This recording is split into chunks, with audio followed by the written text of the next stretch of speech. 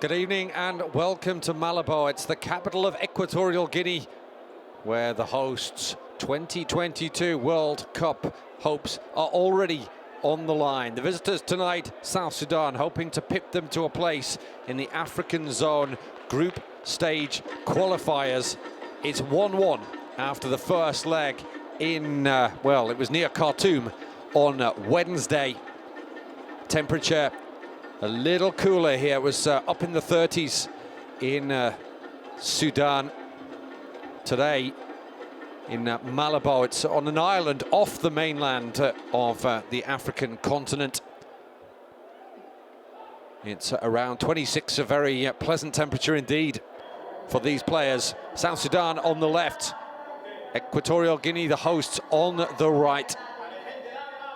And it could not be closer. Equatorial Guinea with it away goal, though, in Khartoum. Game was played in Khartoum rather than in Juba, the South Sudanese capital, because the Juba Stadium is currently being renovated.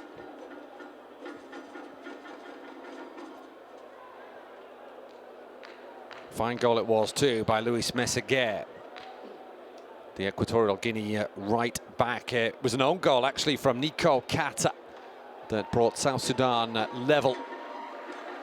But it was fully deserved after a really fine second half performance from Wednesday's host. But it's all to play for here this evening as the two sides prepare to step out onto the pitch in Malabo. Here they come.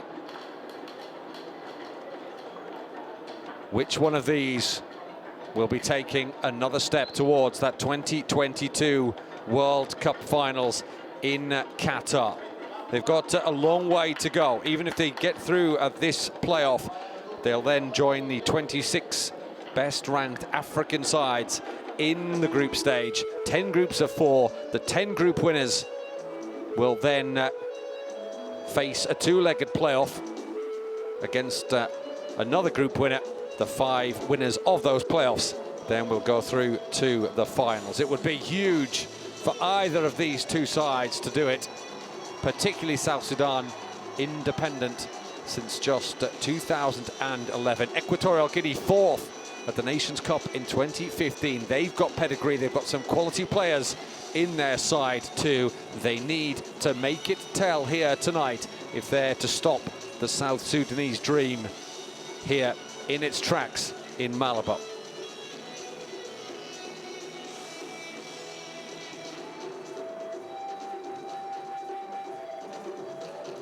Fabulous atmosphere, as you might expect.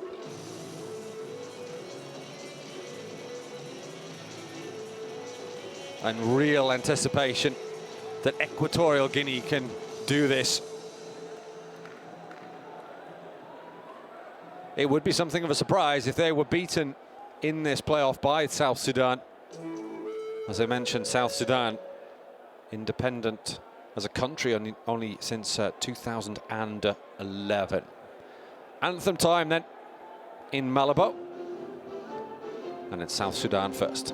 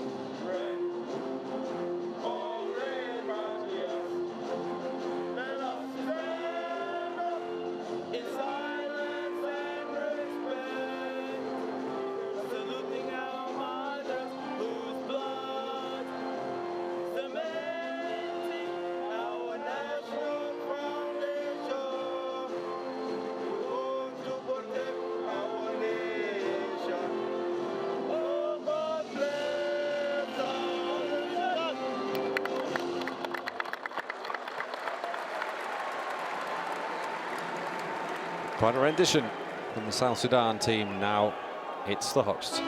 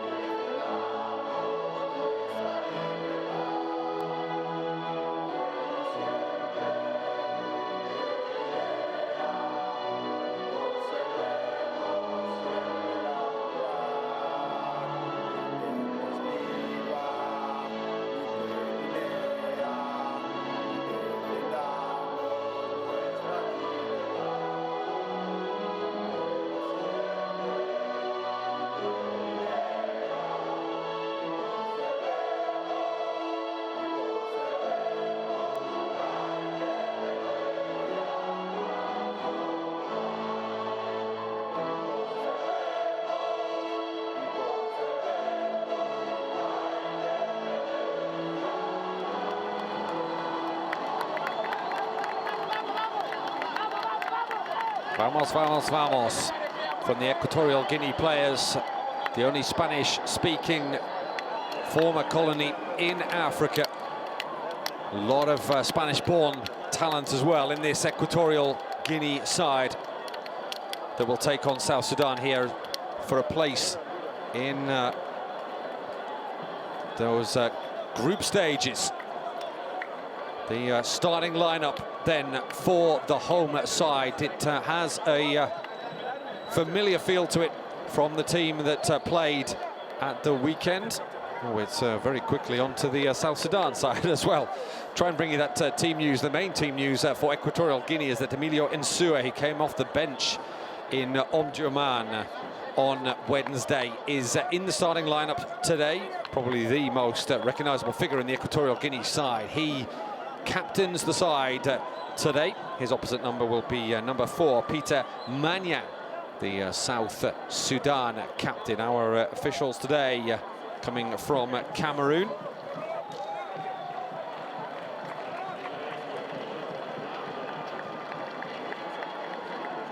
And there is Emilio Nsue on the left-hand side, formerly of Birmingham City and Middlesbrough in England. One of those Spanish-born players in the home lineup.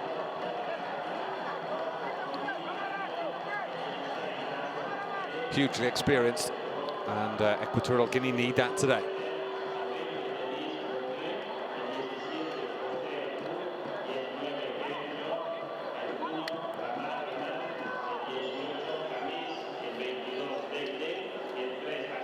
So Nsue is in. The man to miss out is Ruben Belima. So it's a more attacking side, in fact, in the for Equatorial Guinea. For South Sudan, well, it was an own goal, actually, by Nico Qatar that got them level in this tie. And unsurprisingly, Kenny Athiu comes into their starting lineup. The 2-meter, 1 tall forward came off the bench in the second half and really gave this Equatorial Guinea side a huge headache. He's in, as is Dennis Daluri, as the attacking players in the South Sudan side paid the price for failing to take their chances on Wednesday. We are underway then. Oh, and that's a tricky little back pass for Mackwith to deal with. And deals with it quickly and well. Dominic Pretino, David Majak and Jimmy Omer all dropped down to the bench, as is Emmanuel Thomas, who I thought had a pretty decent game the other day. So 4 changes to the South Sudan lineup. But, look out for Athiu, number 19. He was a handful for Equatorial Guinea. Equatorial Guinea here in the red. Here's their captain, Nsue, trying to turn away from Dominic Cornelis, one of the players coming into the side for South Sudan. One of 17 home-based players that the South Sudan coach Cyprien Bessong had in his pre-playoff squad. 15 of them based outside of South Sudan.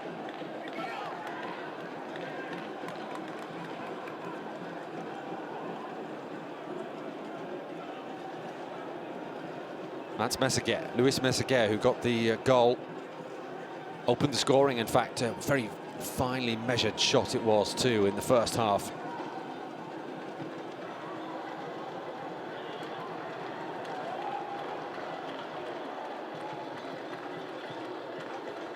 Here is again Meseguer looking for Kike, who provides a lot of forward impetus down that right-hand side today. He was on the left, actually, on Wednesday.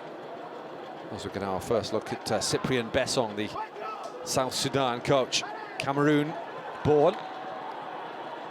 And here come his side. No foul there, surely, just lost his footing. Did the South Sudanese number 12, Jose Nuya, who hit the bar with a tremendous strike in the first half on Wednesday. got a bit of a problem here too, it would appear.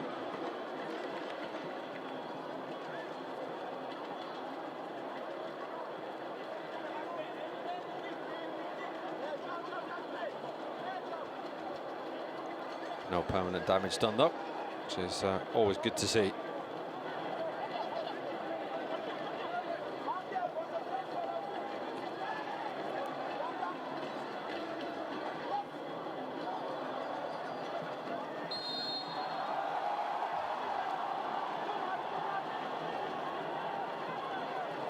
That's Josete. He was lively up front for Equatorial Guinea on Wednesday. Formerly in the Real Madrid youth system. So the talent is there.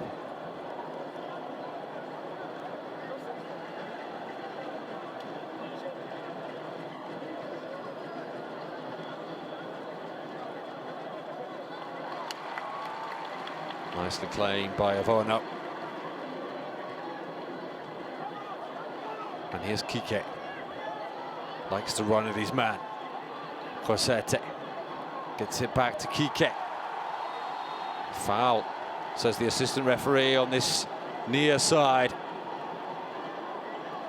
It was Matiang Matia who came across.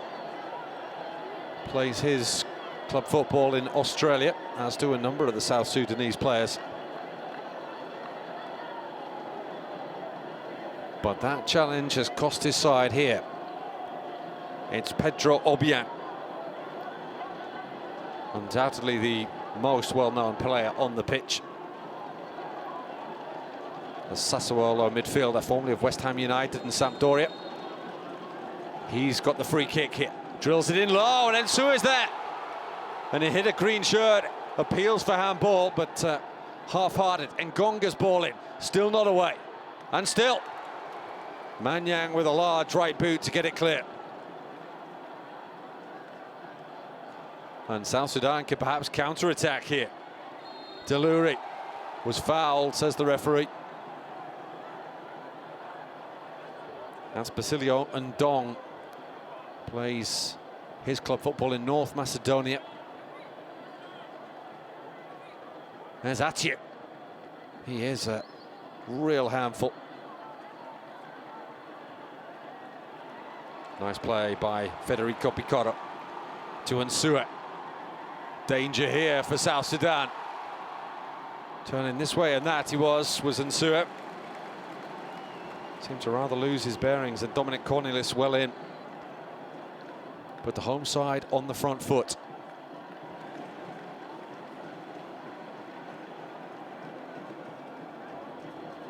Oh, Ensue has made a really good run here. South Sudan switched off. It'll be a goal kick, and they were fortunate that their captain was aware of the danger. He's paid for it, as you can see. Unintentional from Ensue, but nonetheless painful.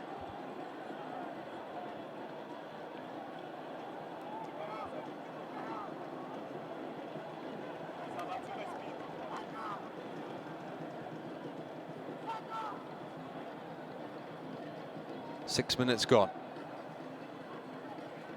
Equatorial Guinea 0, South Sudan 0. The tie all square, but Equatorial Guinea have that away goal.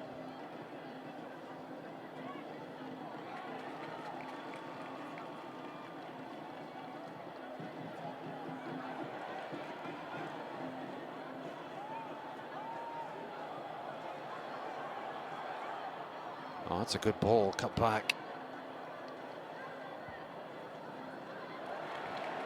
And a good challenge too by Ndong. And here goes Josete. Manyang tracking him. Red shirts coming up in support. Ensue was trying to play the return ball. And Josete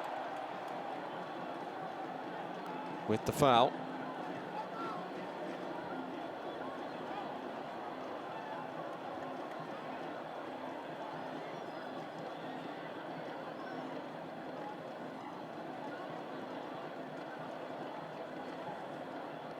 If we have a 1-1 draw here, then we will have extra time and penalties, but that is the only scoreline that can give us that outcome.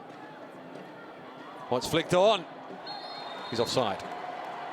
Was Niwa trying to sneak in behind the Amarat United man. Here's Unsu. It's a very open game. Bikura dispossessed. Referee's in the way as well, making it even more difficult. Nice little foot in by Bikura. Kike. Can he get the cross in? He can't. Really good recovery from Peter Deng.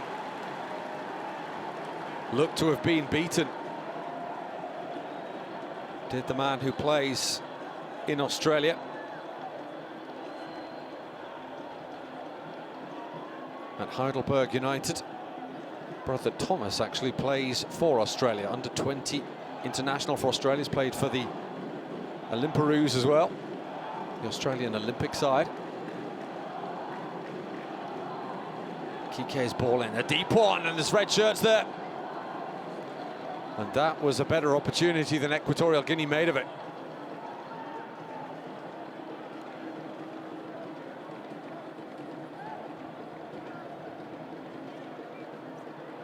Oh, and Dong, it slipped in behind him, but saved by the offside flag.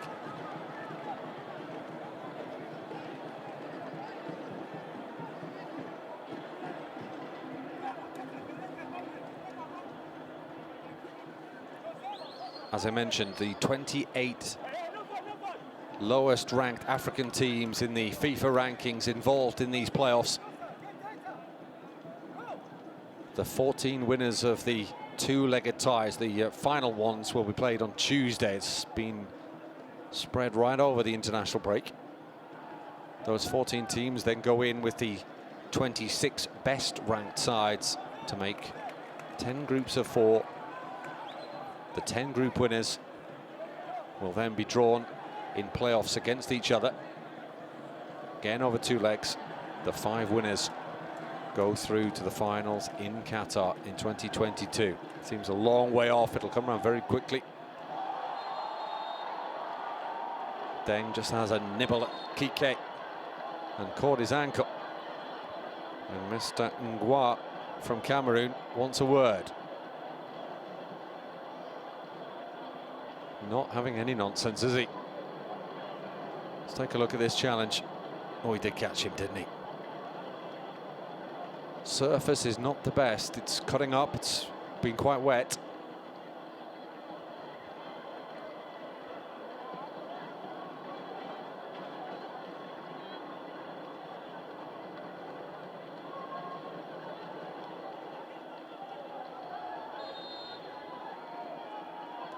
Obiang's ball in is a good one. Set piece delivery wasn't great on Wednesday from either side. Still in that box. Thumped clear. Nobody in a green shirt anywhere near the Equatorial Guinea half. Their coach did say that they were going to be cautious today, but they do have to go for at least a goal. 1-1 will see Equatorial Guinea through, on aggregate at least.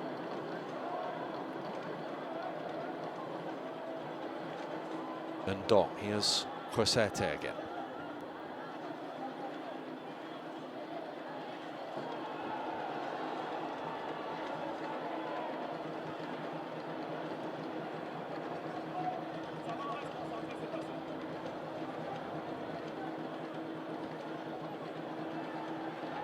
Cornelis looking for options. Stole about 20 meters up that touchline already.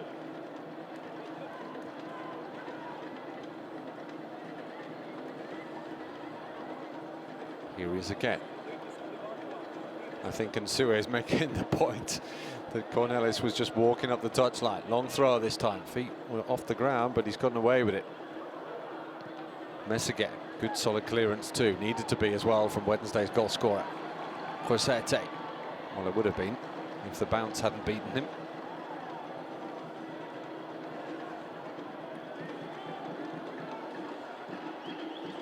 Real contrast between Josete, diminutive and athletic, and Manyang, the South Sudan captain, who's nearly 2 meters tall. South Sudan does produce some very tall athletes indeed. It's hardly any surprise that they've had a number of NBA stars. Luol Deng, who played for Great Britain and the Chicago Bulls, if memory serves, amongst others, and Deng Adel, who's currently an NBA player, both with South Sudan origins. That's a good ball, really was, but it's a difficult one for Nsua to try and keep in. But the idea was right and very nearly well executed by Nico Kata, who was very unfortunate to score that own goal on Wednesday. Having said that, it was Niwa's fault really, because Niwa failed to connect with a cross right in front of goal. He missed it, and Kata couldn't get out of the way, diverted the ball into his own net. But if Niwa had connected, he probably would have scored anyway, if that's any consolation for Kata.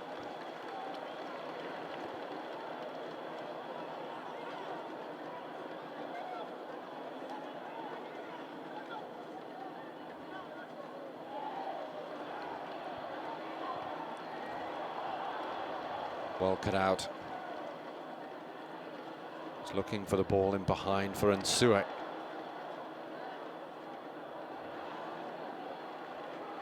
Neither side getting a real grip on the game.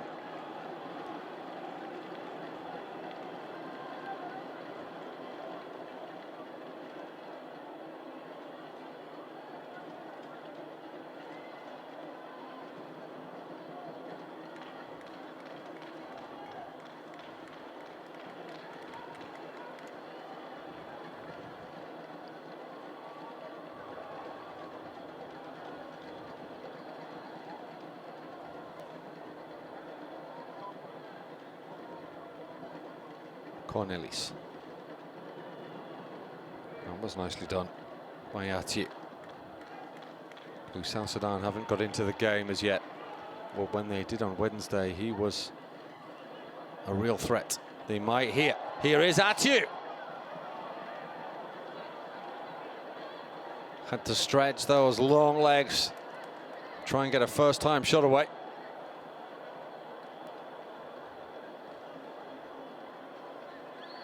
Played on by Messaget. No doubt about that.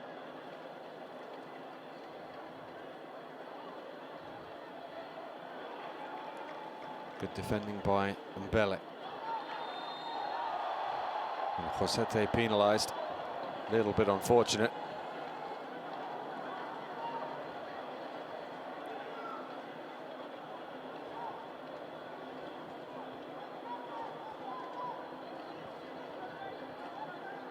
We've had 15 minutes. Equatorial Guinea 0, South Sudan 0. That's a foul, surely.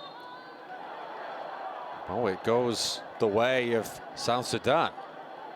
I thought that Mbele was the man who was fouled by Atiou, but in fact it was the other way around. Looked to me like Atiou, in fact, was already going to ground, and the collision was little more than accidental. However, Mr. Anwar had a much better view than I did, and the Cameroonian referee has given South Sudan a real opportunity here. This is a brilliantly placed free kick. Just the sort of range and position that pros like to practice free kicks in training.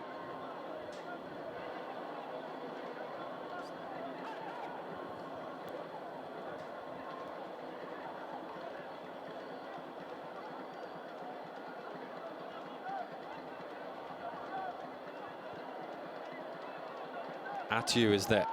He's number 19. Number 14 is Kwang Kerjok. Kerjok makes the run. I think it's just a distraction because Atiou will go for goal. He does. Oh, it's a brilliant save from Avono. Pretty sure it took a deflection off the wall as well. Made the stop all the better.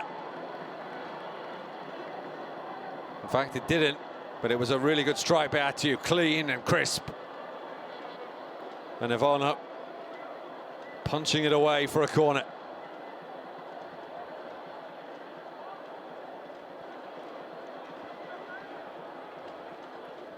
Deng to deliver. See the wind drifting in, and it's caught out Peter Deng. Wasted opportunity.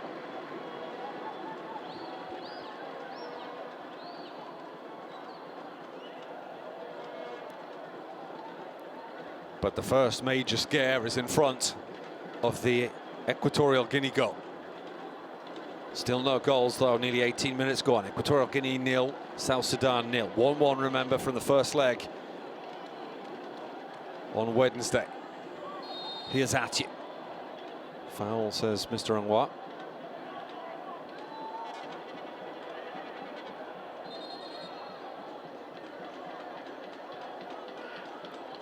He really was very impressive, was Athieu, the Melbourne Victory forward. He used to play with Peter Deng at Heidelberg United until 2018, but then moved to Melbourne. He's actually a very good friend of Thomas Deng, Peter's brother, who I mentioned earlier. Meseguer comes forward. That's taken a deflection. Almost got there, did Josete. Opportunistic play from the Equatorial Guinea number 17. Very nearly paid dividends. He was so close. Look at the run here from Josete. Macque thought it was an easy one.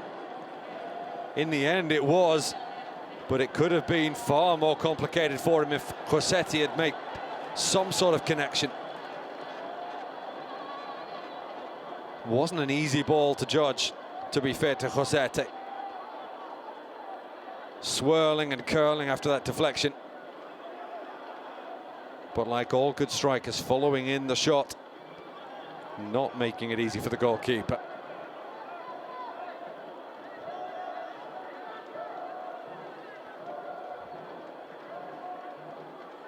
Here's Deng. Pitch pretty heavy down there, as you can see. That was a heavy first touch as well from the number 17, Peter Cho.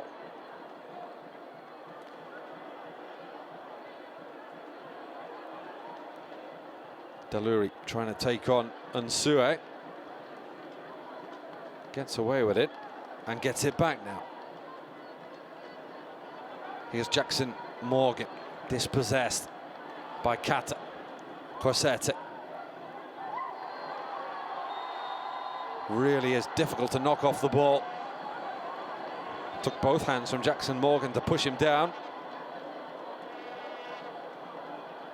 Has that low centre of gravity, does Josete.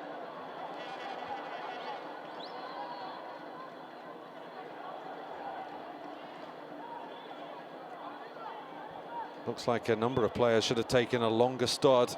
As I mentioned, the pitch is pretty sodden. Number of them slipping and sliding.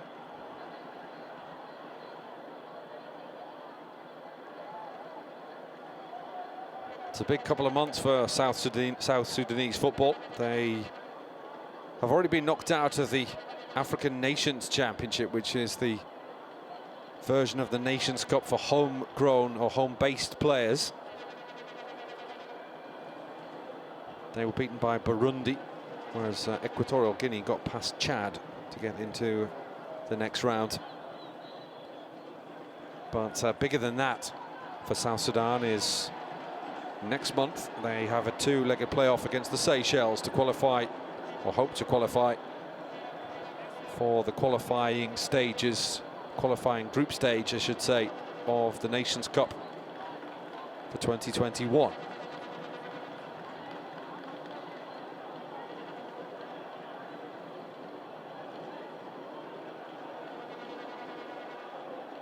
First, though, it's World Cup qualifying that they have on their minds here. They've got some defending to do. Kike now.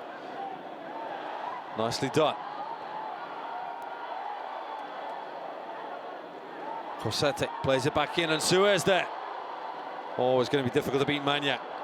Still not away, though. Maybe a shot here, Meseguer. Little bit of pinball in the penalty area, and it's out of play by Cornelis for a throw, but a little bit of a scare in the South Sudan penalty area there. Obiang.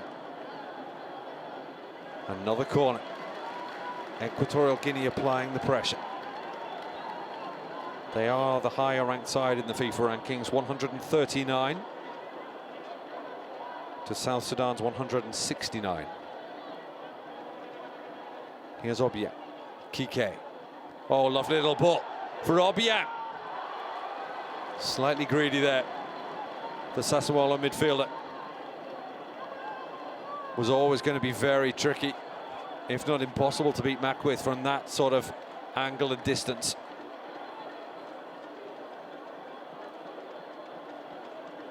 Midway through the first half then, Equatorial Guinea 0, South Sudan 0. 1-1 from the first leg. Equatorial Guinea then with the edge, but only just.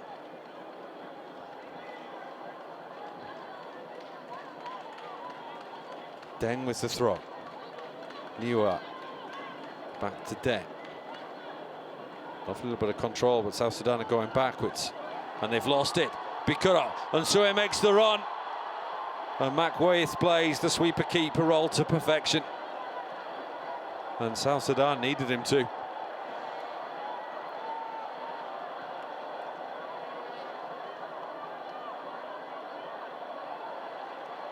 Here's Ndo. Equatorial Guinea increasingly taking control of the game. Kike, lovely little touch. Messeguet. Now Bikora. Been very impressed with Federico Bikora. In the first leg, he was so calm and collected in midfield.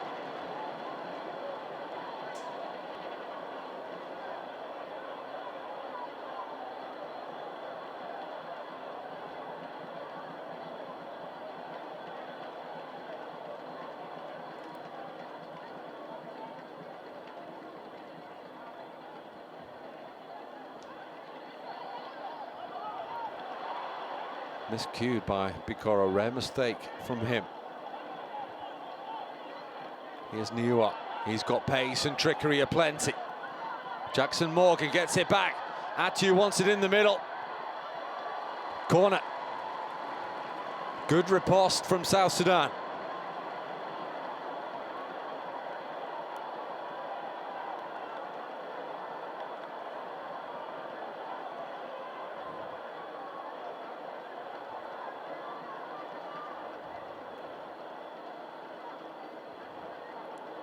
Dennis Deluri heads across to take the corner. They need quality delivery because they have the height and the heading ability with Atu, with Manyang, just to name two. And they don't get it. It's the diminutive Josete at the near post who clears. Deng wins it back.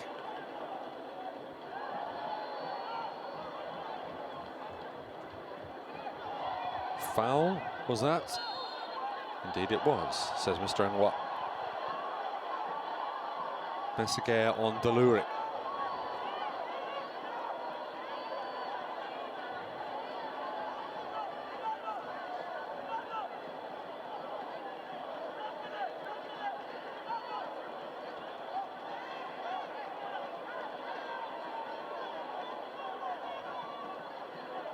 Can we get better delivery this time from Deluri? Has a chance to get the height of his teammates into play here. Manyang's at the back post. Even too high for him.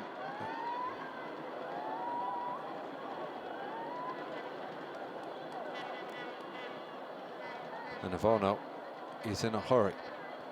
Plays his club football in Ethiopia. Went there in 2017 after a couple of years at Orlando Pirates, the Johannesburg-based club.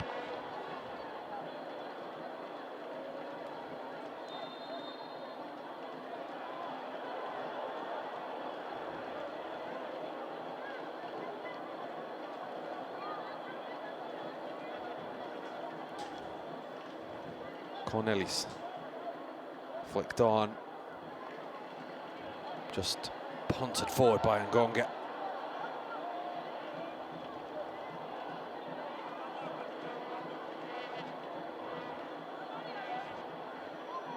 Manyang getting a little talking to for that show of dissent when the The throw-in went against him.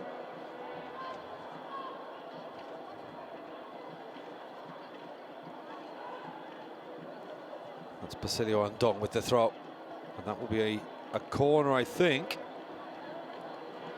May have just gone out for a throw. Well, the way everybody's shaping up, it's going to be a corner. Kike Bula heading across there.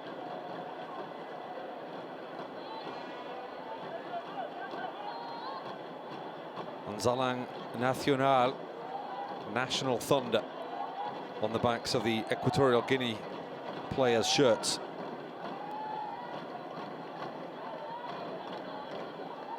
Kike's ball in. Ngonga. That was ambitious from the young centre-back.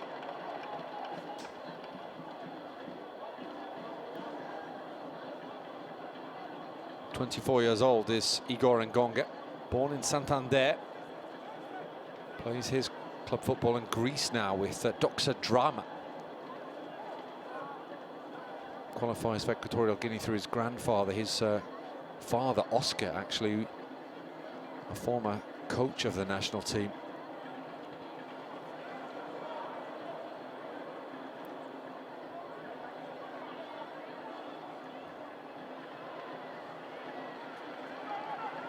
Bikoro. Here is Ngonga. Mbele.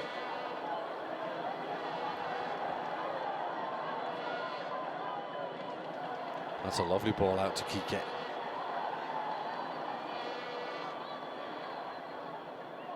Prosete. Kike was charging on. And Cornelis didn't know too much about it when it hit him on the heels. Fortunately for South Sudan, it did though.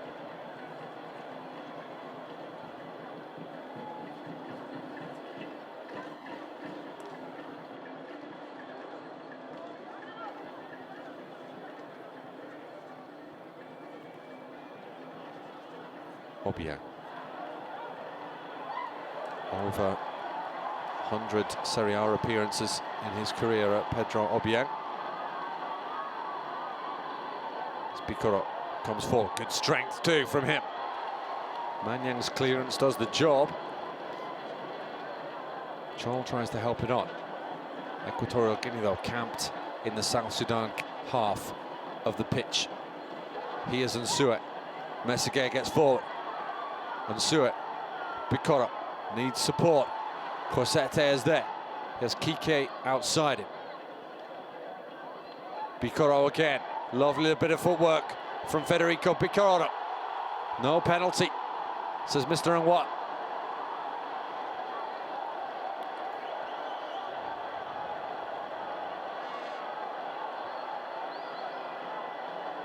Not too many complaints from the Equatorial Guinea players. It was a touch, I would have said, from Chol. Here's Kike. And Suez there. And the cross, not good enough from Kike this time. We've had a frenetic half hour. Equatorial Guinea 0, South Sudan 0. Chances at a premium. Tension very high indeed. Well, let's see what the problem is here for Chol.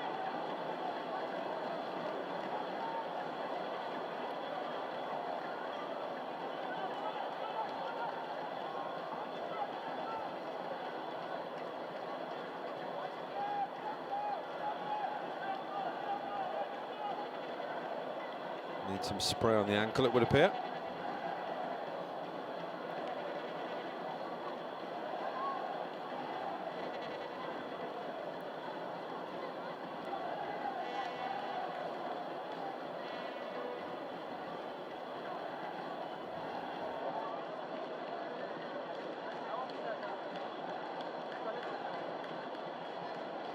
Is that where the injury occurred? It looked like he may have turned his ankle. Chol.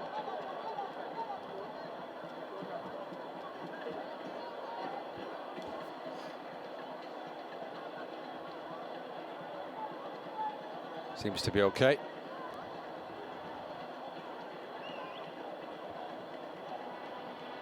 But South Sudan will have to defend this corner with just 10 men. Chol off the pitch. He'll be waved back on when the ball comes into play, if it ever does, because Kike is complaining now that the South Sudan defender is too close. He's not, though. You can see the little white line. He's outside that. It's exactly where he has to be. Not sure why Equatorial Guinea wanted to take that short anyway, especially when it looked like they might have wasted it, but in the end there was a shooting opportunity for Nico Carter.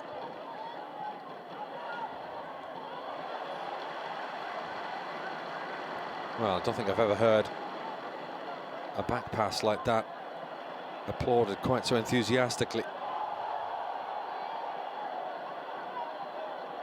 Kike's down. It's a high foot by Chol, who's lolloping around in the midfield now. No problems with the ankle, but Equatorial Guinea on the attack. Josete's there, it's over his head. Away by Niwa, who's back to defend. Here's Bikora. Fortunate to get it back. Chol nips it. And Atu, who has been starved of service in the opening 34 minutes here, can't get a foot in it. No wonder Kike was left holding his face. The foot from Chol was high.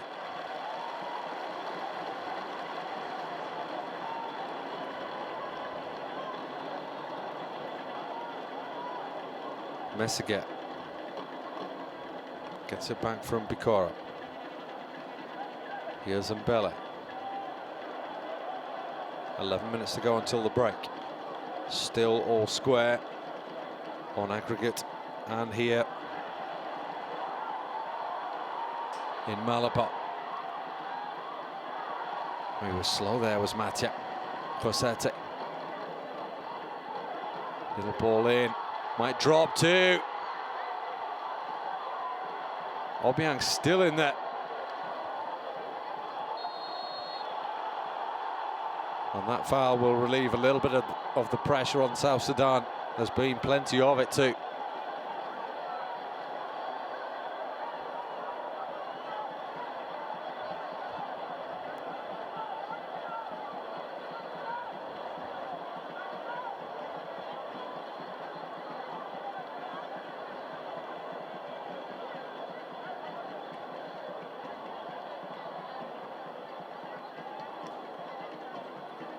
Not quite sure what Obiang has thrown over towards the referee. Looked to be a shin pad, but I'm not quite sure what he'd be doing that for. In any case, play continues.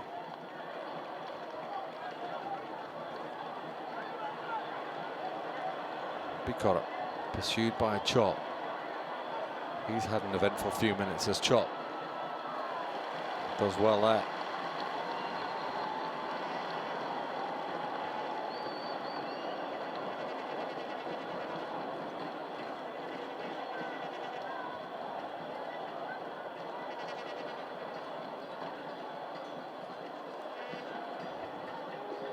And we're going to have a very early change.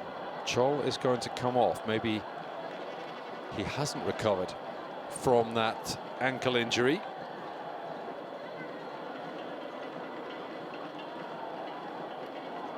And he's going to be replaced by Emmanuel Thomas, who started the game on Wednesday. Thought he played well too. Oh, where did that shot come from? It's a good save in the end by Maquith.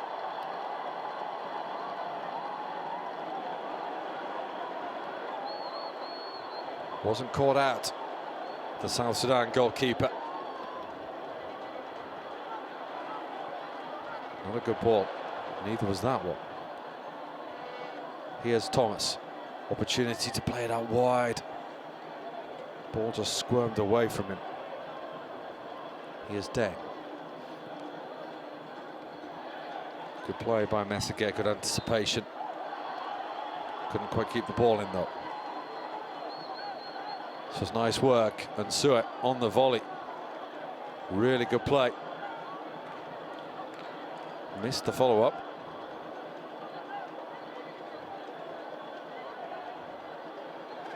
But Maquith very much with it to push it out and keep the scoreline level here. Here's Thomas, helps it forward. Atiu's there, and the whistle sounds, as always. Whenever the goalkeeper makes a real hash of things, he almost made a hash of Atiu as well, went right through him. And that's saying something when you're 2 meters and 1 centimeter tall.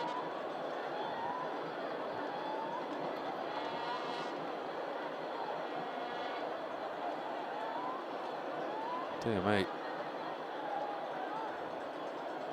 Never understand how goalkeepers get away with challenges like that, because anywhere else on the pitch they would be punished by at least a yellow card and a free kick. But goalkeepers seem to be immune to that sort of punishment from referees.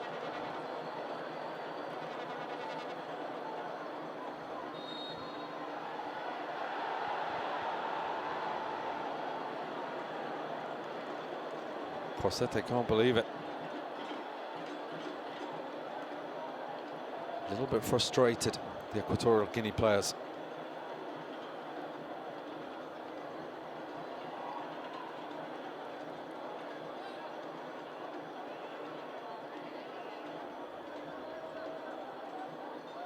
Manyang knocks it forward. Good header by Ngonga. He impressed me on Wednesday, I have to say. Deluri, opportunity to cross here. Dong trying to get back, doesn't get there. Ivano does. And more contact between Atiu and Ivano. Ends with a free kick for Equatorial Guinea. Good cross in this time from Deluri. And to be fair to Ivano, did pretty well.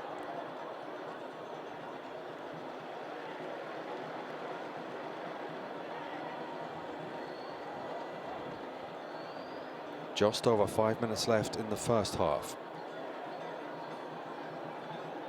Equatorial Guinea 0, South Sudan 0.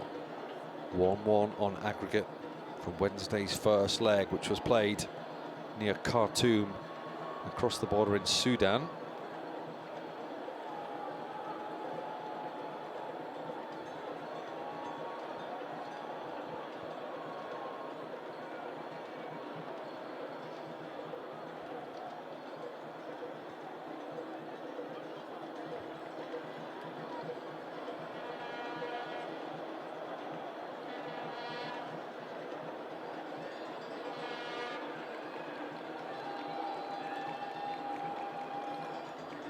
Manya.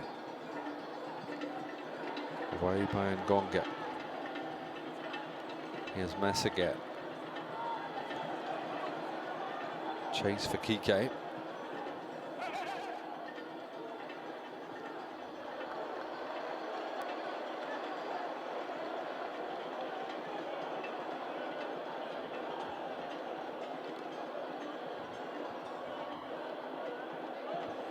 Seen both goalkeepers tested, and Suez volley and Atiu's free kick earlier in the half.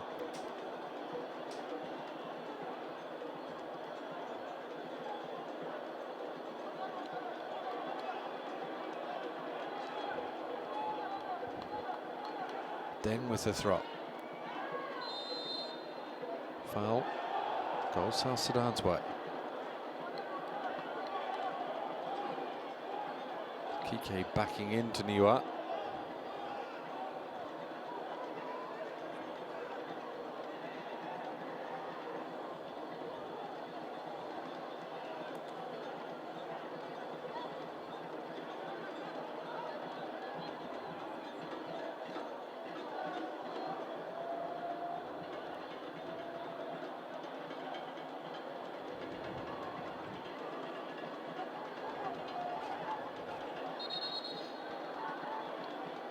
Deng wants some more room.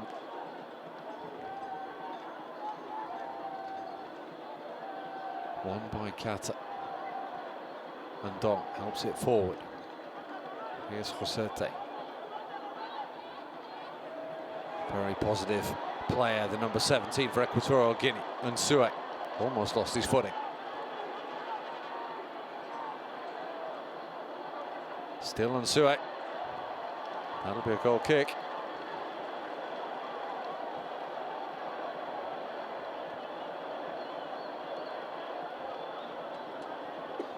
Looked to have gotten the shoulder in front of Cornelis there. Couldn't get the crossover though. Good Emilio Nsue. Now in Cyprus, but had a 4-year spell in England, 3 of them at Middlesbrough in northeast England, and then moved to the Midlands with Birmingham City.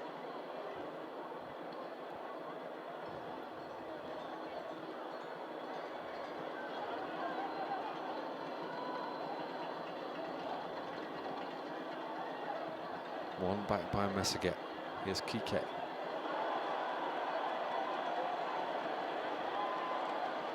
A little bit of afters between Kike and Deng following that shoulder barge from Kike. Such a strong player that knocked off the ball illegally, says Mr. Anwar.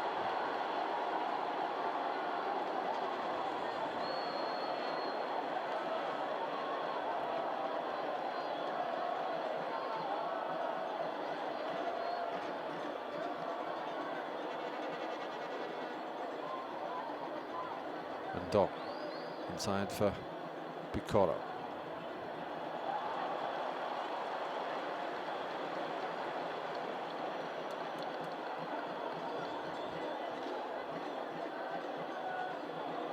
Born in Cameroon, actually, Federico Picoro. In Douala, it's the birthplace of Samuel Eto'o, legendary Cameroon striker who's just announced his international retirement, actually, at the age of 38.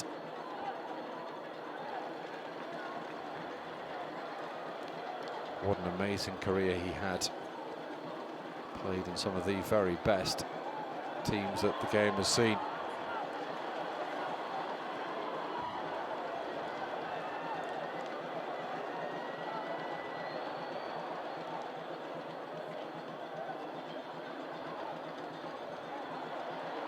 That's nicely done.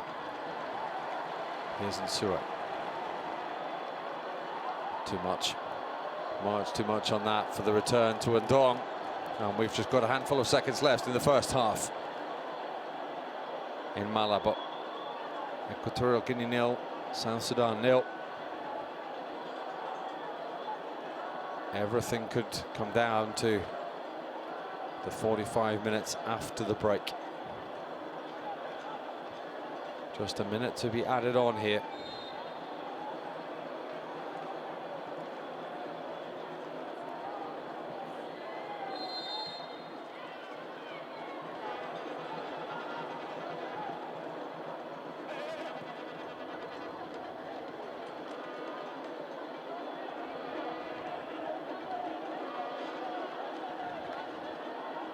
Mbele back to Avona.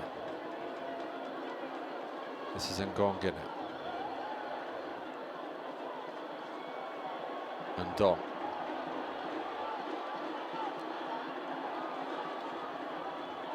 Inside for Nsue.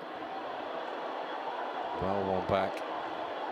They do work hard, those South Sudan midfielders. Got more work to do here. Nsue. And they've done it well. Frustrating the Equatorial Guinea captain once more.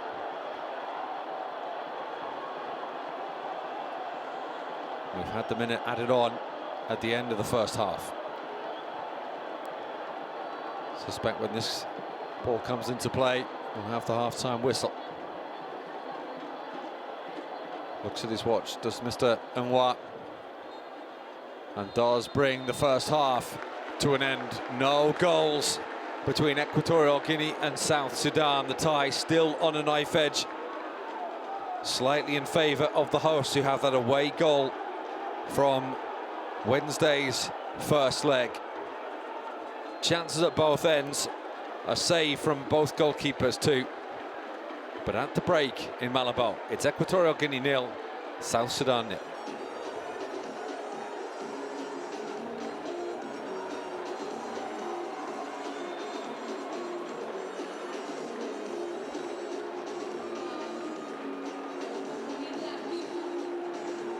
Difficult to say which of the two sides had the better of that first half. Atu's free kick testing Avona before Nsue fired in that snapshot of a volley to bring a save from Makwith there. Other than that, chances few and far between. That's why it's goalless at the break in Malabo, all to play for in the second half.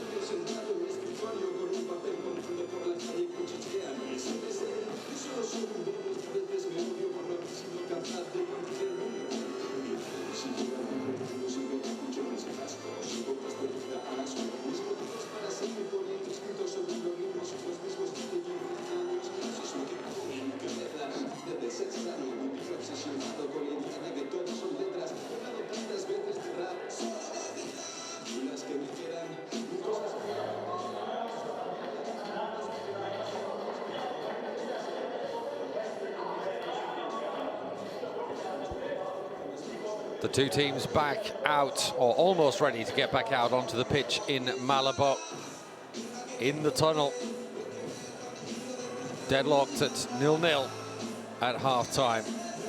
1-1 in the first leg, remember. Equatorial Guinea with a slight advantage of that away goal. But they can afford no slip-ups in the second half.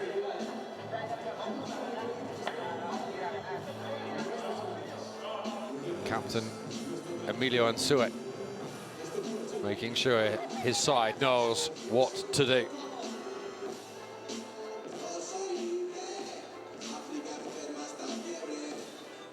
If it ends 1-1 here after 90 minutes, then we will have extra time and there will be the prospect of a penalty shootout. But that's the only scoreline that will take us to extra time. If it's 1-1 after 90, Equatorial Guinea go through on the away goals rule.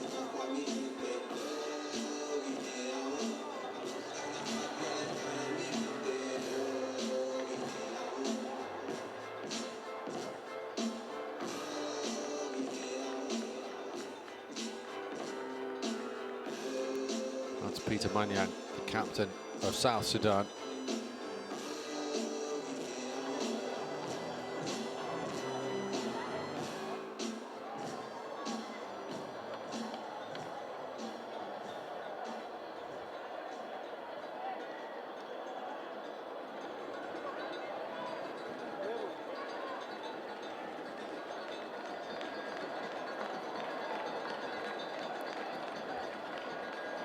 Real tension.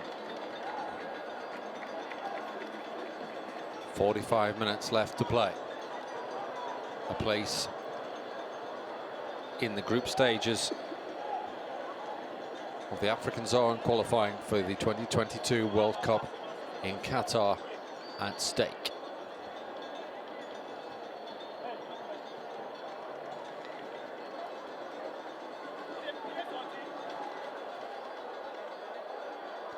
We're going to have a change. Ruben Belima, who started the first leg, is coming on, and it's surprisingly Josete who's coming off. I expect Ruben Belima to slot in on that right-hand side where he's trotted across to already. So a first change then for Equatorial Guinea. None, as far as I can see, for South Sudan at the break, and we're underway. South Sudan in the green, Equatorial Guinea in the home kit of red with the white trim, the national thunder up against Bright Star of South Sudan.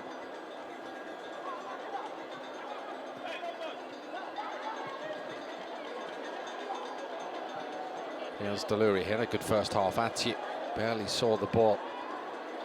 South Sudan need to bring their tall number 19 into the game a lot more. He caused Equatorial Guinea so many problems on Wednesday in the first leg in Omdurman.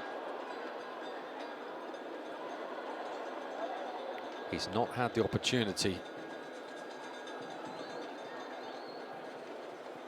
so far today. Just to remind you, there was a substitution in the first half for South Sudan. Injury related, Chol going off, Emmanuel Thomas coming on to replace him in the midfield.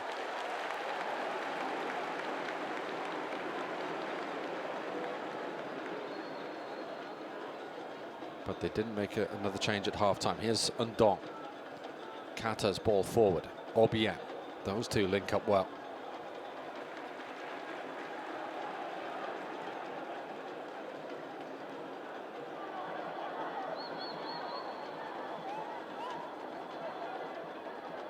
Obiang again. That's nicely done. And that'll be a corner off Thomas.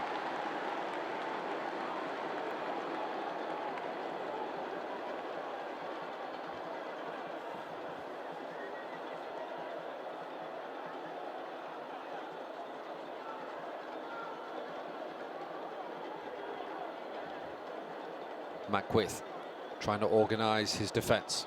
Kike. I think he was going for goal.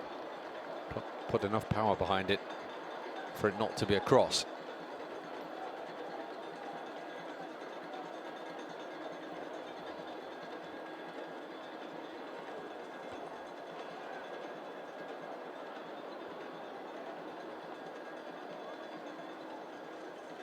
Here's Qatar. Loses out to Atye. Tries to barge his way past Messaguet and is held back.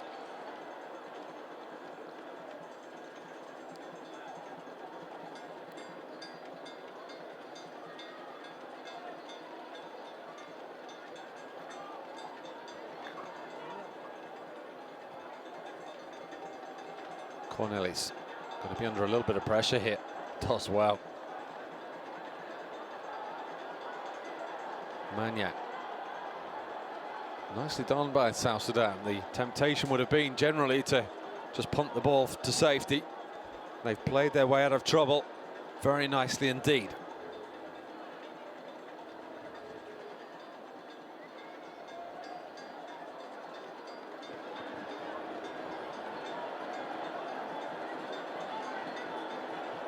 Come on, says Deng, but the assistant referee on the far side not moved.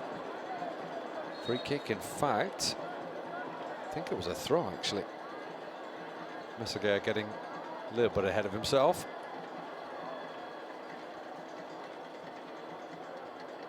Was in the Atletico Madrid youth system was Luis Alberto Messaguet, to give him his full Sunday name. Now part of the Rayo Vallecano side, the reserve team actually, Messaguet.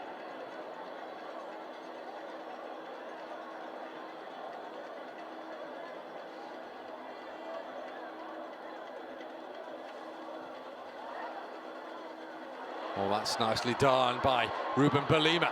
Maybe a shooting opportunity here too. Kike.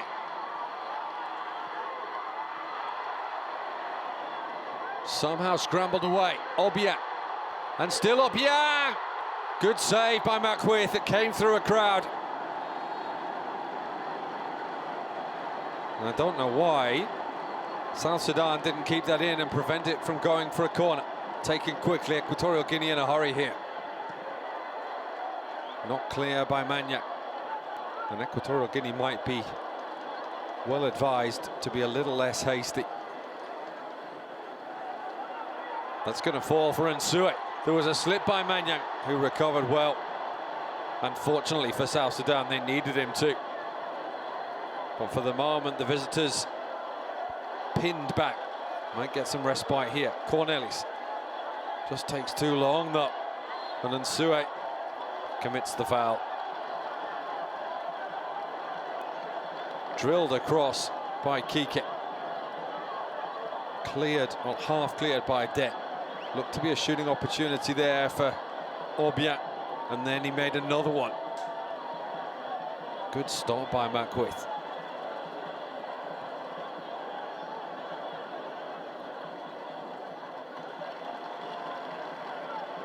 Two saves he's made now, the South Sudan goalkeeper. Two saves of any significance, I should say. Ivona just the one from Atye's free kick in the first half.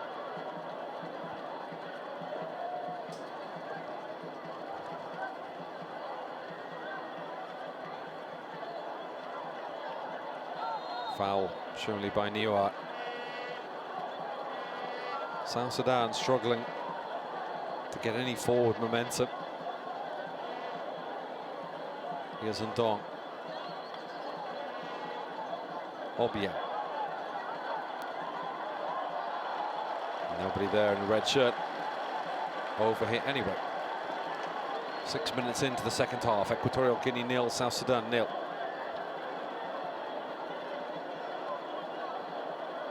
1-1 from the first leg. Cornelis. Foul throw, I think.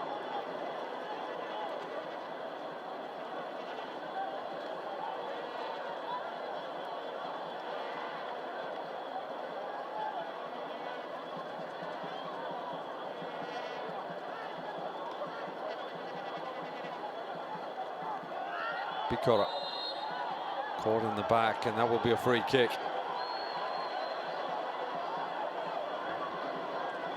Kejok, the offender.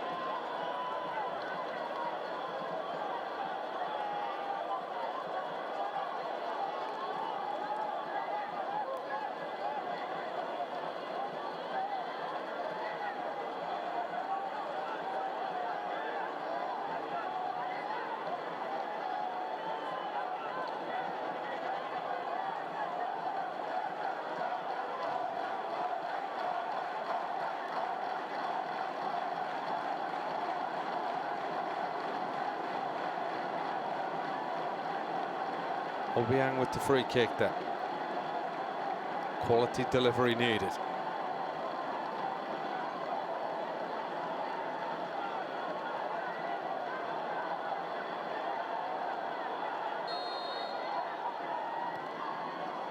Not bad delivery.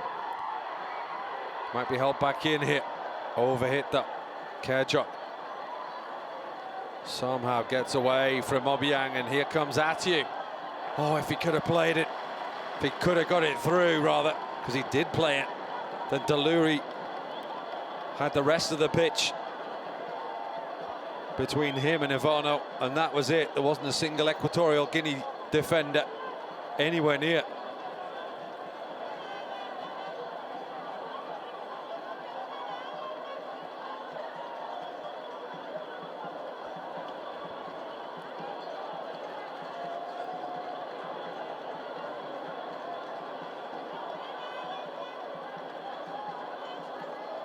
Cornelis, another foul throw. In fact, it was a free kick, excuse me.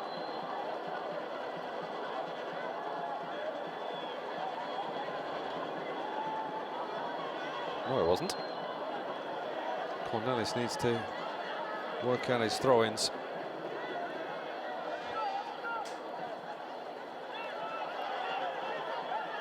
Nicely done by Nsue. Here's Obiang again.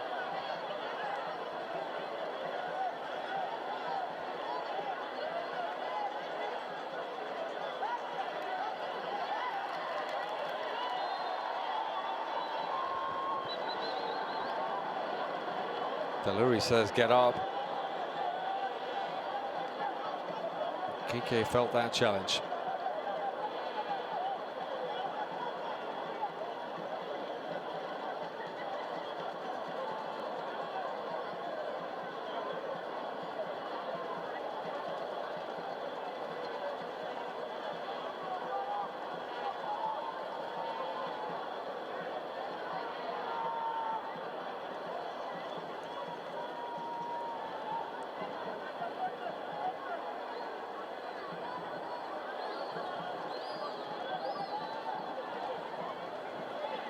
And Donk lost it and recovered nicely, but he has lost it now.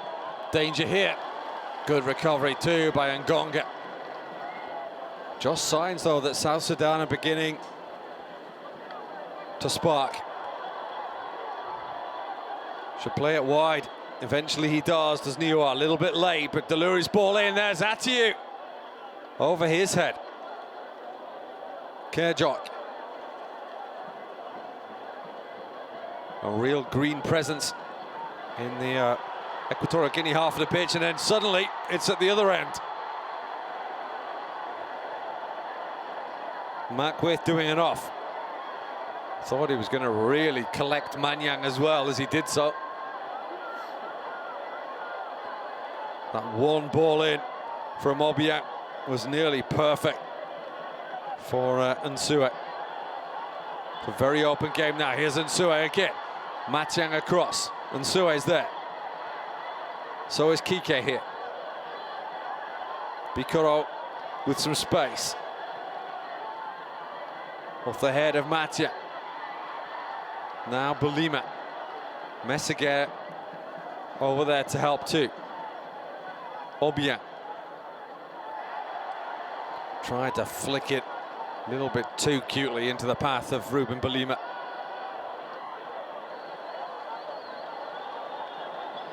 Here's Ngonge.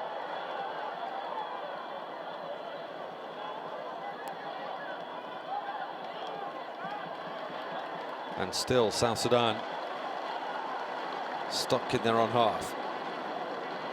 12 minutes into the second half. Equatorial Guinea 0, South Sudan 0.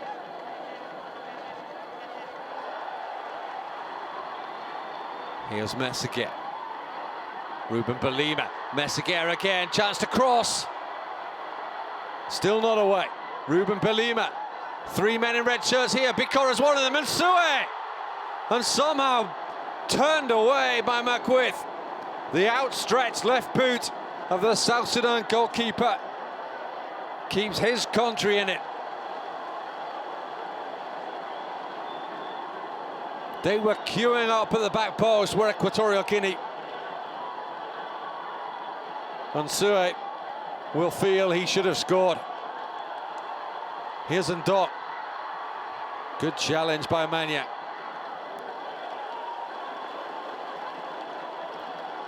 And after looking like they'd gotten their heads above water, South Sudan are in danger of sinking again.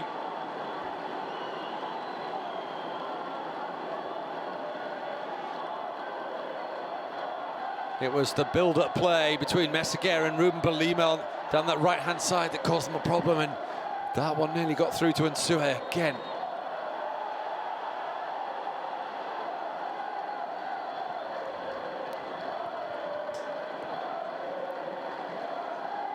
Look at them, Bikorozo, Kike is there, and Nsue there as well. It was his shot, and that's a good save by Makwith.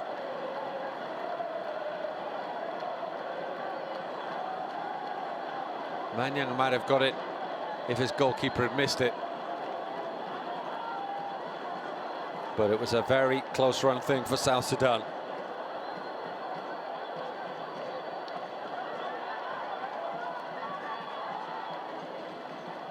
Couldn't quite get there, good Bikar, and that's a foul by Qatar.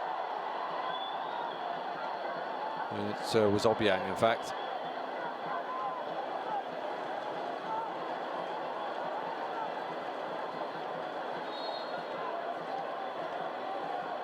"15 minutes of the second half have absolutely flown by.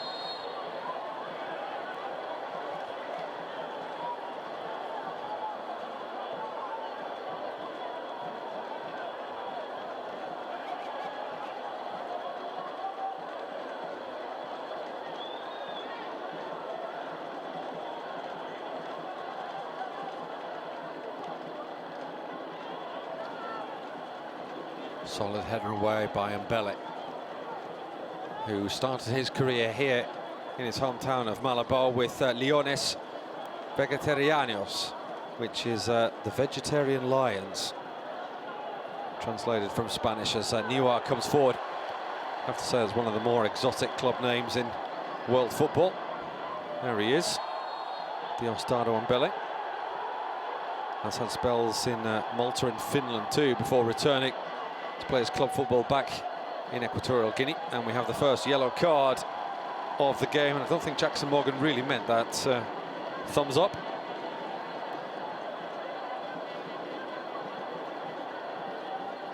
First yellow then for the South Sudan midfielder.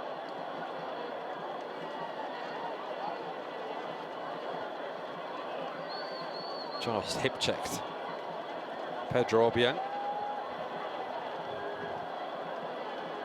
Could have probably even drawn a penalty in an ice hockey game, that challenge.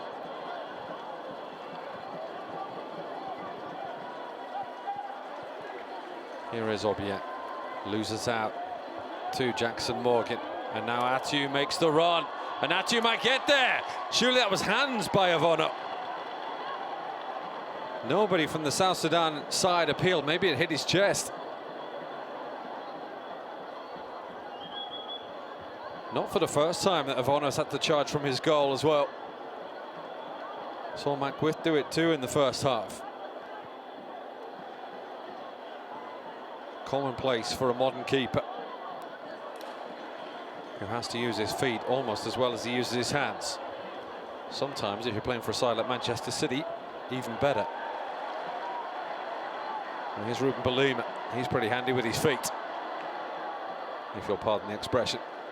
Gets the throw in, or does he? Must have came off the substitute. Deng with the throw. South Sudan, you believe they could still win this. That opening for Atu, if he'd lifted it over Avono, South Sudan would surely have been in the lead. And then the cap would very much be among the Malabo Pigeons. Ngonga's header.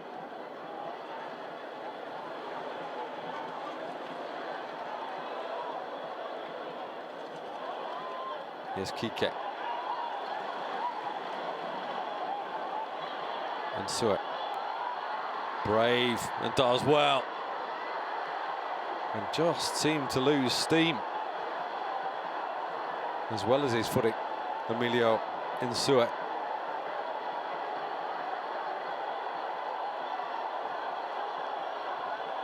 He's always struggling with his balance, wasn't he? After he'd somehow stumbled beyond Manya.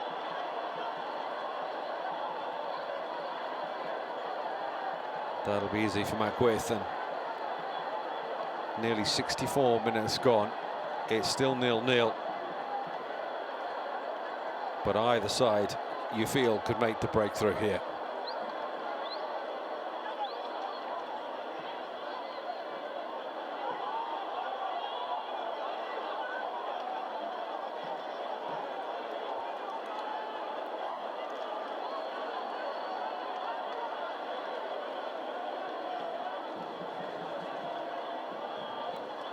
Atu.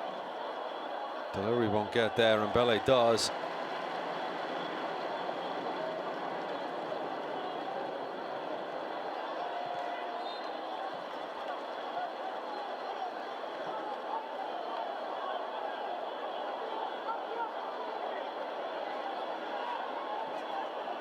South Sudan's very first competitive win came actually against Equatorial Guinea in qualifying for the 2017 Nations Cup.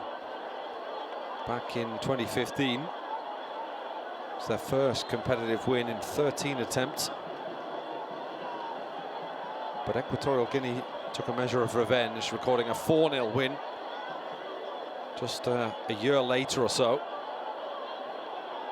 That's their biggest ever international victory.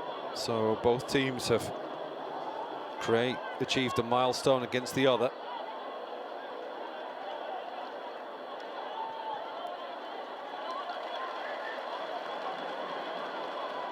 It would be very much a milestone for South Sudan if they were to get through this one. They were in 2018 World Cup qualifying,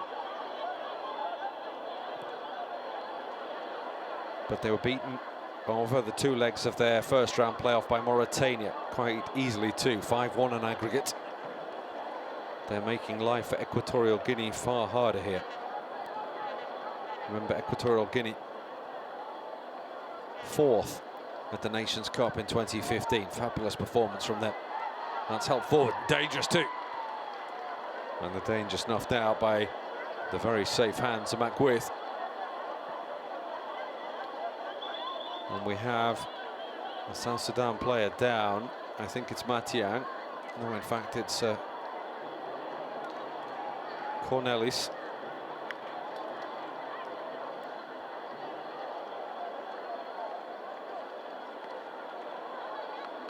caught by Nsue. Accidental collision. Painful nonetheless, though, for Dominic Cornelis.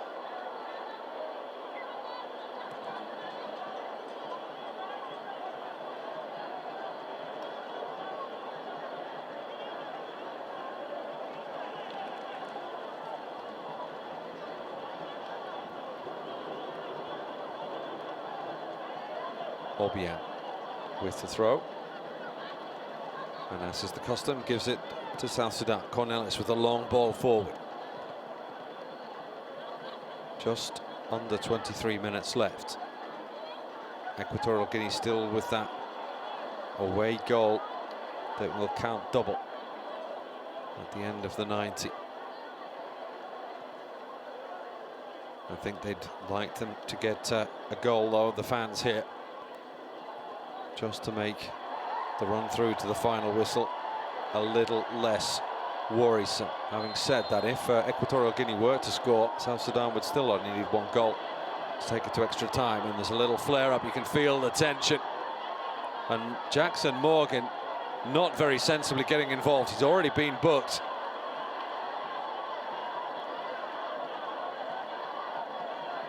And Mr. Ngwa of Cameroon needs to keep a lid on this. There's a lot at stake here for these two sides, and the tension is only going to mount as we approach the 90th minute.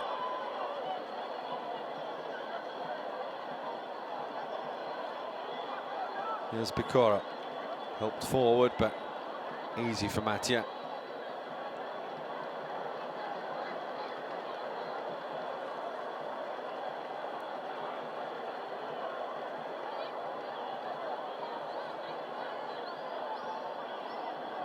Here's Ngonga. Now Ndong. Obiang. That's a lovely ball. That really is a very good ball indeed. Balima, oh, he was just running away from him, wasn't it? Did what he could. Makes life more difficult for South Sudan with a throw than it does with a goal kick.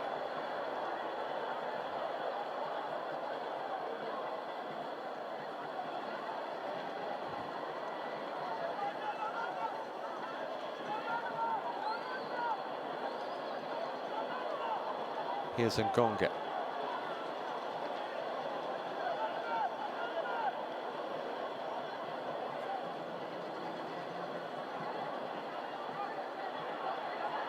Now Messaget. Belima. 4 red shirts to aim at. Messaget's continued his run. Obiang's there. And for once, Mackwith makes a little bit of a handling error. Nothing serious, though.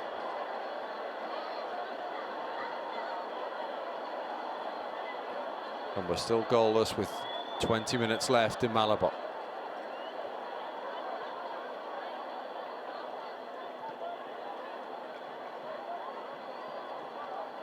Qatar just sets the tempo in midfield, does Nico Qatar.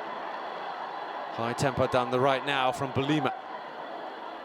Obiang, oh, slipped. And Qatar wins it back. Obiang. Space on this near side. Should have played it to Ndong. There was acres of space for Ndong to run into on the left-hand side, the number 11. Deng launches it forward. Messaget does very well indeed.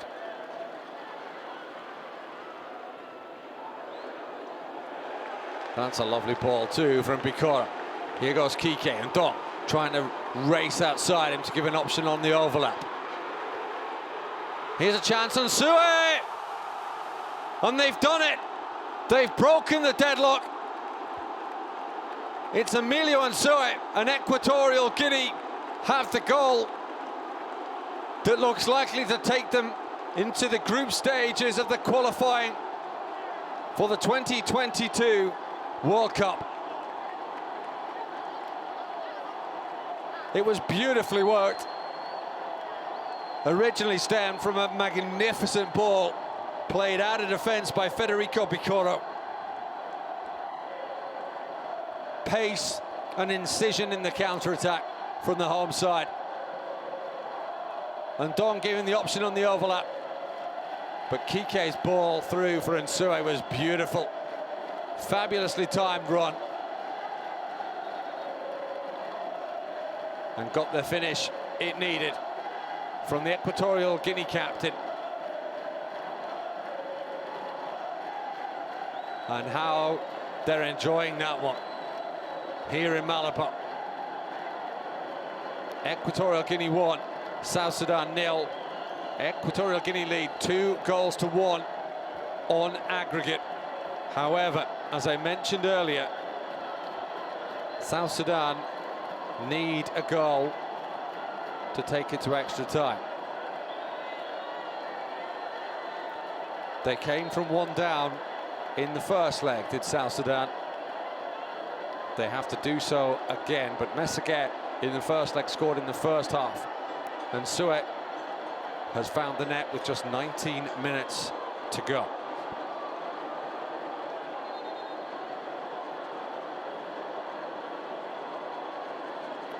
We're going to have a change, as you can see. And it's Dominic Pretino who will be coming on for Kerjok. Midfielder goes off, and attacker comes on.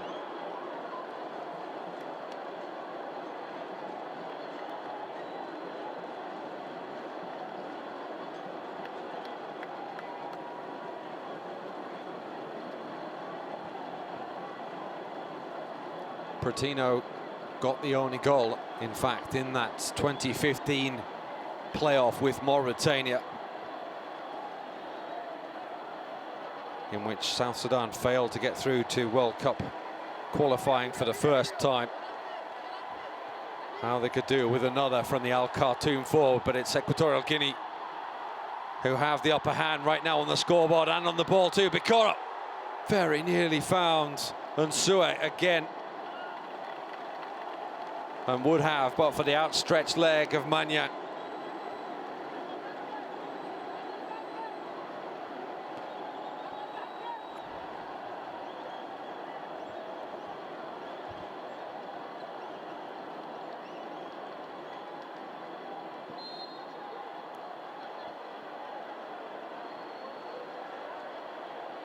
Pretino also scored in the 2019 Nations Cup playoff against Djibouti that took South Sudan into the group stage for the second time.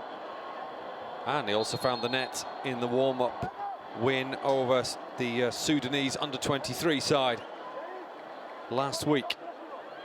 So he's got a habit of popping up with an important goal, does the substitute, Dominic Pretino.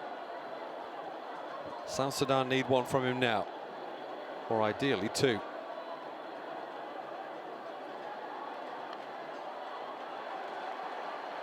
That was Atu trying to make headway.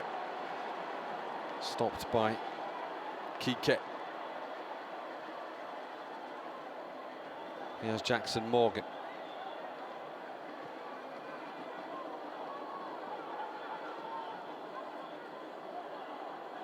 Looking for Pretino was Deluri.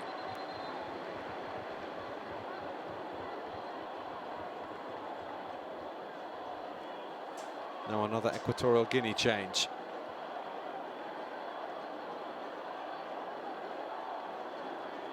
It's going to be Nico Kata, the unfortunate scorer of an own goal in the first leg, who's coming on. And Yannick Bula, sorry, is coming on, and Kata is going off.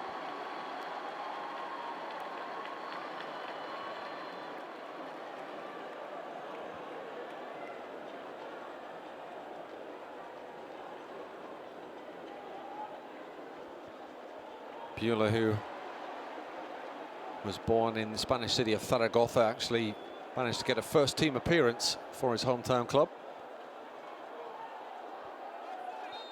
A midfielder like Kata, so fresh legs in the centre of the park. And some thinking to do for Cyprien Bessong, the Cameroonian coach of South Sudan.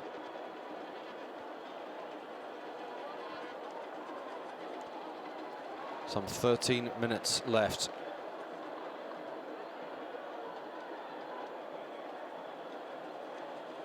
Equatorial Guinea 1, South Sudan 0, 2-1 an aggregate to the home side.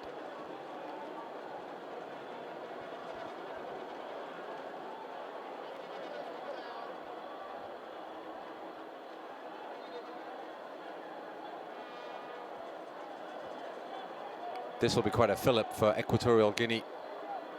After they missed out on the finals of the Nations Cup, they were surprisingly beaten to a place in the finals by Madagascar, who'd come through a playoff themselves.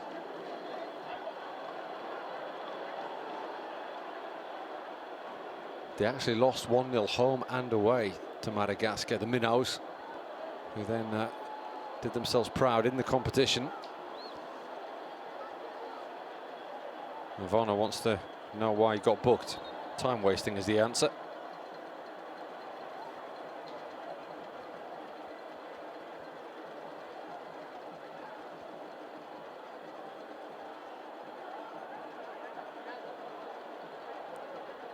And after the explosion of noise around this stadium in Malabo, there's more tension now,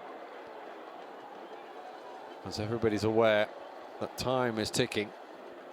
And South Sudan just need a goal to force extra time. That would be a major blow, psychologically, certainly, to Equatorial Guinea, and a huge boost, on the other hand, for South Sudan.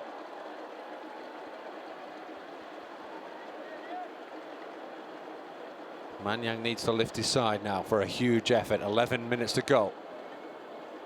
Equatorial Guinea will be looking to the likes of Obiang and Nsue.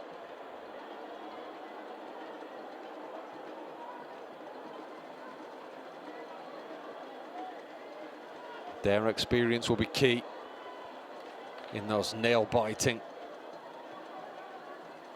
nervy closing stages that are almost upon us.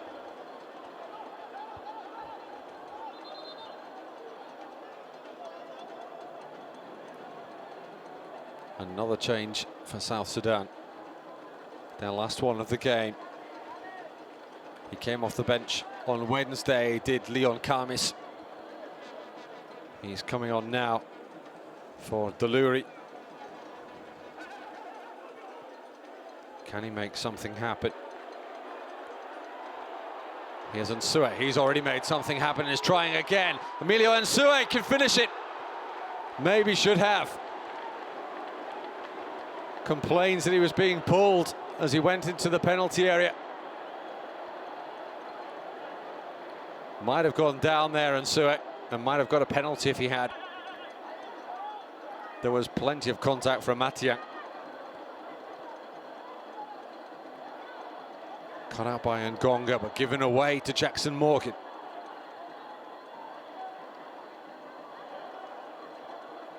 Thomas, that's a good ball. Here's Niwa. Solid challenge by Messager, who's been faultless over the two legs so far. It's a lovely goal he scored on Wednesday as well. Really measured his shot. Here goes Ruben Belima. Nsue. 3-on-3 in the middle. Obiang's there. So is Kike. Drop for Matia. Kike once more.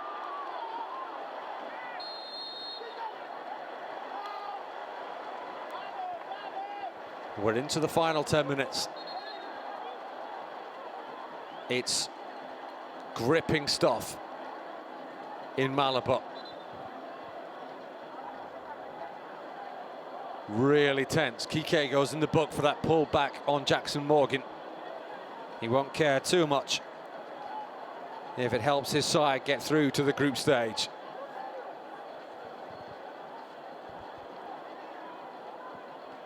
Remember, this is all for a place in the group stage of the qualifying round, as Evono seizes onto that like a starving man would a bread bun.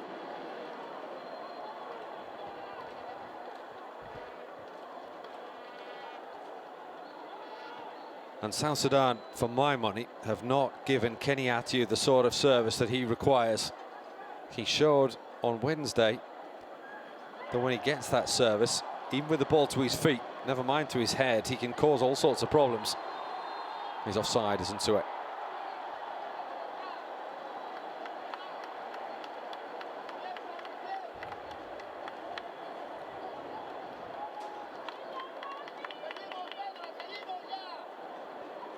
Not by much, though. Matiang very close to playing him on. Maybe, sorry, it might have been Peter Deng, in fact, on the far side.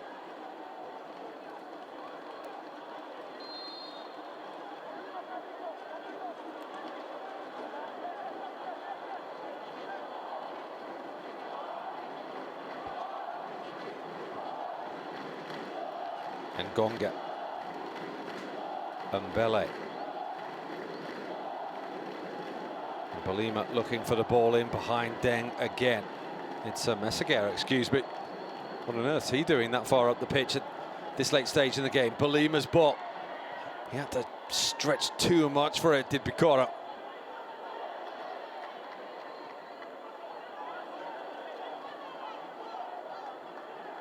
That was the right idea,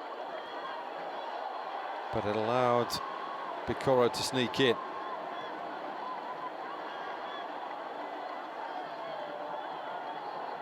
Here's Obia. Good challenge from Kamis, who's lost the captain's armband in the process. Took it from Manyang as well when he came off the bench in Omdurman on Wednesday.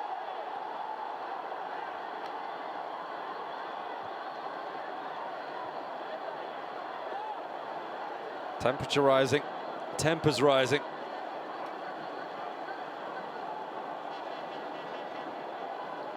That was the challenge from Kamis, and that was the one from Matiang.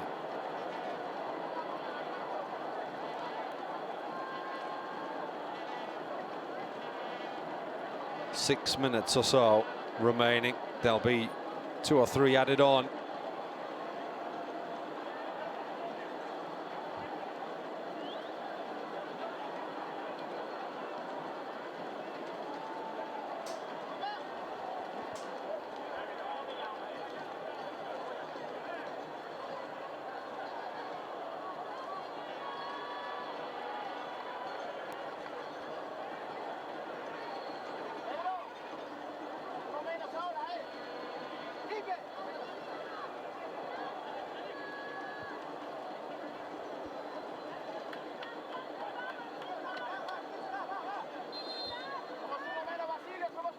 Obiang's free kick, that's a poor one from him.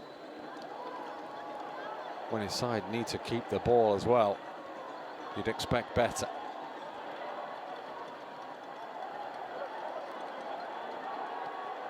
That's too much. Bikora. It's a rare mistake. He has been probably the most impressive performer on either side, Federico Bikora.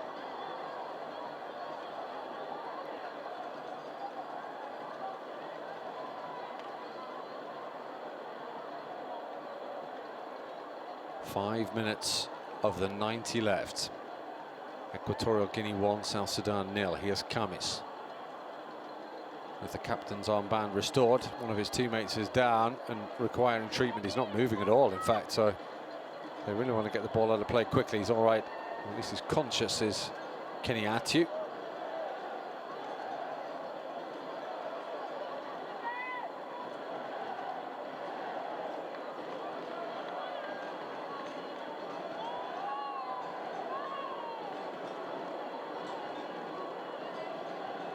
Limping heavily is the big man.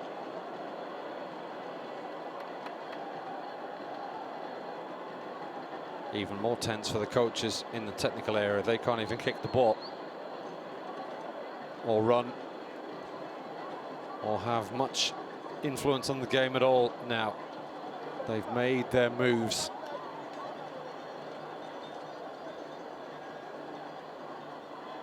Although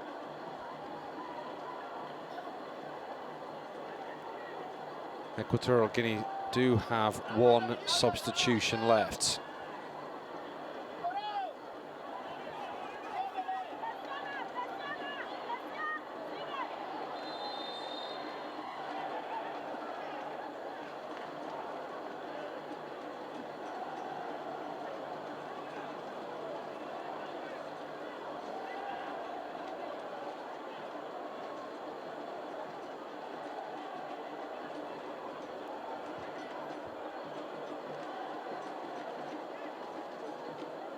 Thomas's ball in. Can he find a green shirt? He can. And there's space here for Cornelis, who's offside. That's why he had so much space.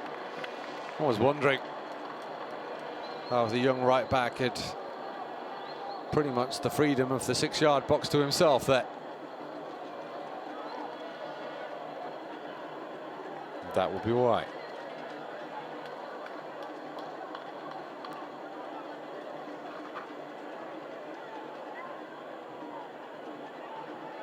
That will be a South Sudan throw. Time ticking away.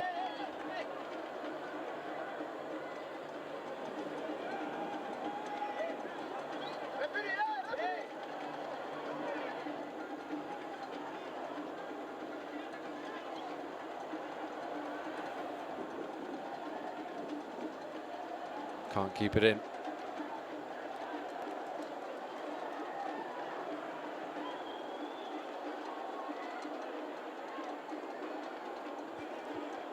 Pratino, the South Sudan number 11, hasn't had an opportunity to make an impact on this game since coming off the bench.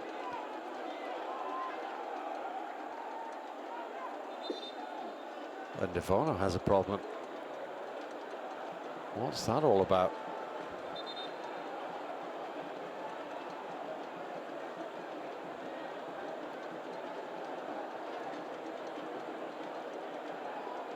Holding his right Achilles tendon.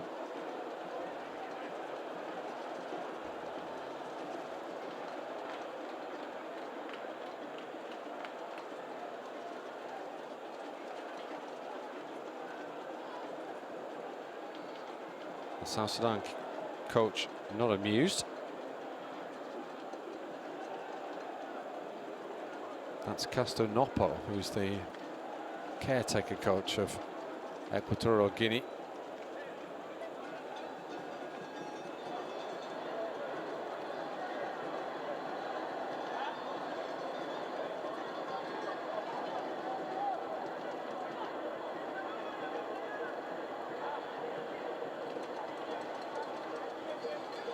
Now is Savona going to be able to get through the closing minutes of this game? It's a risk to take if your goalkeeper is any way impaired.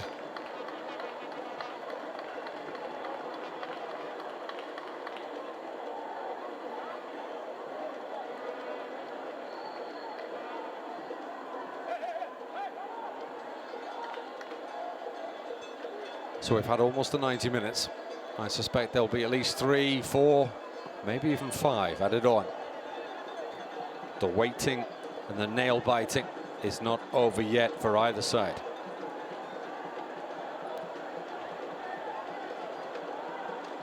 Three minutes. Good for Equatorial Guinea, not so good for South Sudan.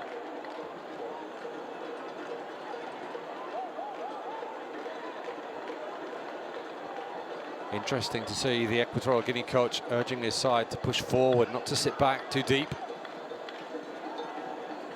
Here's Nsuet. Obiang. Chase for Belima. Does well. Foul by Manyang. Not what South Sudan needed. It's exactly what Equatorial Guinea needed.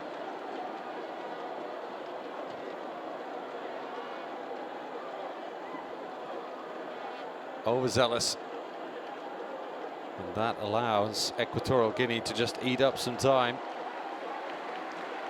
and they're going to eat up yet more,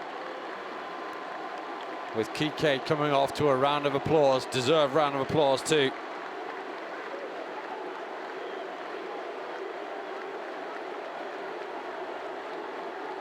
And the final substitution of the day, Pedro Oba Asu, is coming on.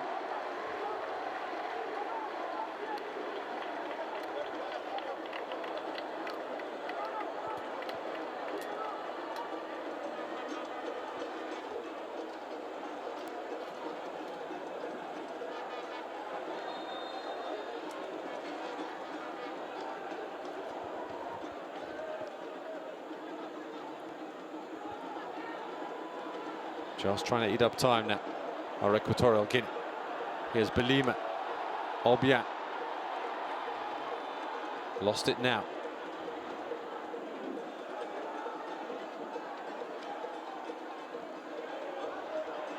And Dong. Bikora.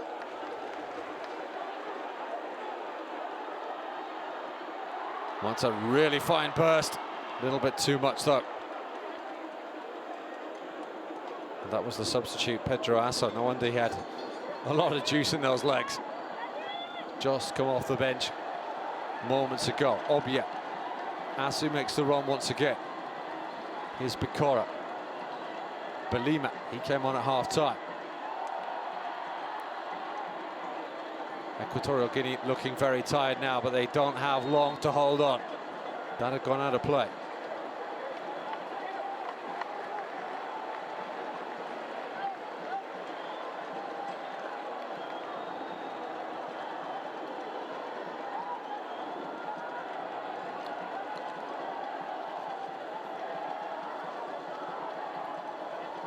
The 3 minutes added on are up.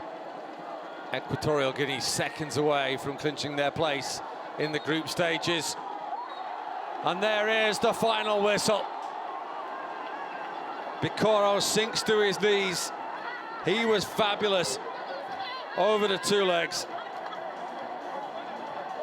Equatorial Guinea can celebrate a place in the group stages of qualifying for the 2022 World Cup. And over the two legs, you have to say it's deserved. Very, very creditable display from South Sudan.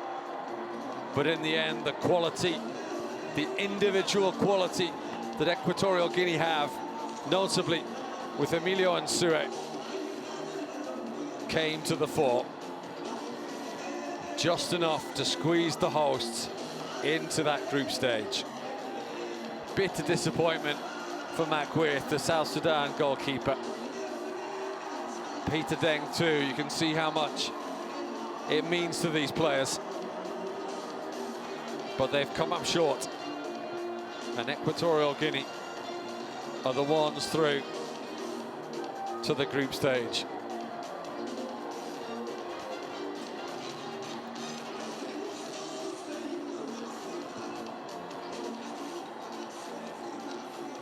Huge disappointment, but as you can see, that's really nice touch from Josete. Clearly saying to Peter Manyang, who was in tears, that he played well against Josete, and he had as well the rangy centre-back of South Sudan.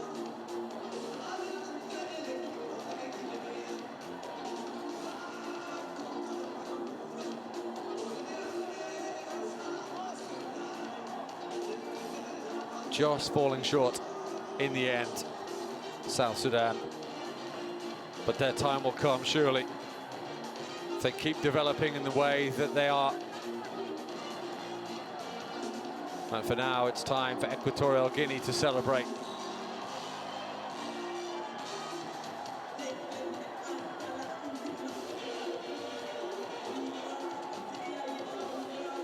The challenge for them now is to get through the group stage. That is a monumental one for them, because the big boys, the likes of Algeria, Tunisia, Egypt, Senegal, Ivory Coast, Ghana, Nigeria, and of course South Africa. The list is long of the African heavyweights coveting those 5 places, those precious 5 places in the 2022 World Cup finals in Qatar. Just imagine the celebrations. If Equatorial Guinea were to be one of those, it would be a massive shock, that's for sure. But they have an opportunity now, at the very least, because they're into the group stages of the qualifying round.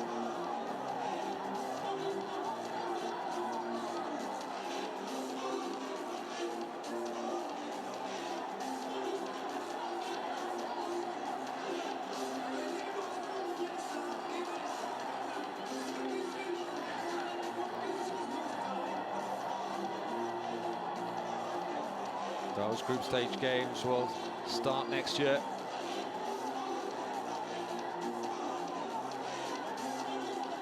The groups yet to be drawn, of course. Still a number of playoff games to go in this first round. 14 ties in all.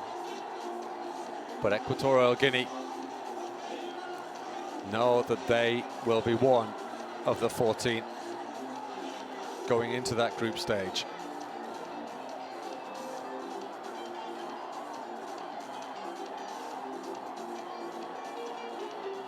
One of the local policemen getting a shirt.